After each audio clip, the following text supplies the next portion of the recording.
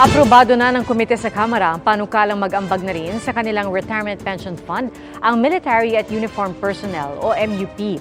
Sa kabila ng mandatory contribution, may kaakibat naman daw ito na taas sahod kada taon.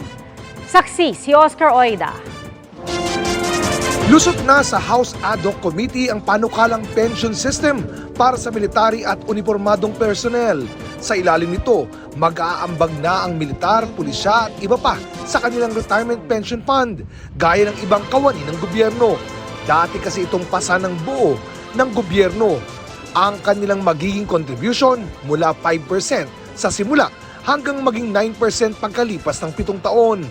Naging kontrobersyal ang pagsusulong ng gobyerno sa panukala dahil may mga nangangambang magkakaroon ng mass resignation kapag ipinatupad ito.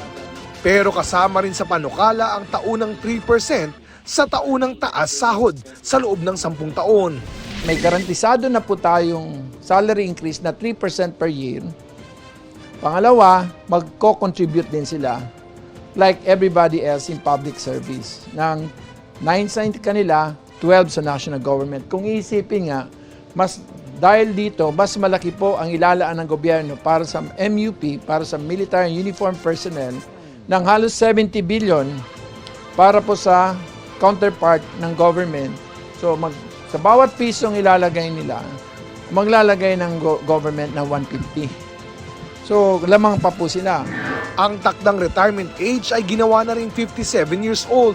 Sa kalagitnaan ng pagdinig ng komite, umalma ang chairman ng committee na si Albay Representative Joey Salceda dahil gusto ng AFP na magkaroon ng sariling trust fund hiwalay sa PNP at iba pa.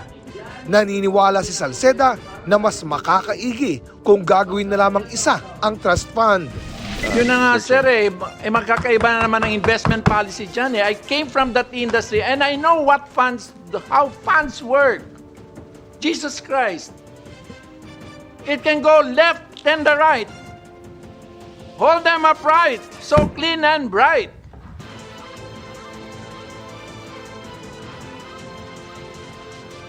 Sasayangin lang natin itong reforma to kung pagdating after 10 years, mas magaling yung pag-manage ng isa, yung isa hindi. Sa huli, pumayag na rin si Salceda basta't magkapareho ng benepisyo ang AFP at ibang grupo ng uniformadong personnel.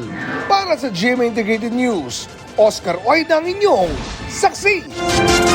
Mga kapuso, sama-sama tayong maging saksi. Mag-subscribe sa GMA Integrated News sa YouTube. Para sa mga kapuso abroad, samahan niyo kami sa GMA Pinoy TV at sa www.gmanews.tv.